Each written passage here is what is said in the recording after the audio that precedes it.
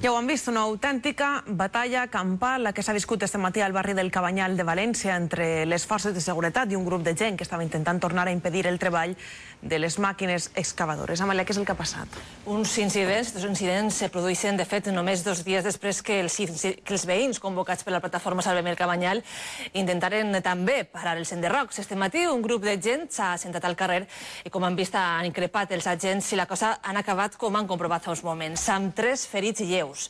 Al cor del barri està Carme Montagudo i, Carme, sembla que a hores d'ara la situació no té res que veure amb la que s'ha viscut fa unes hores, no?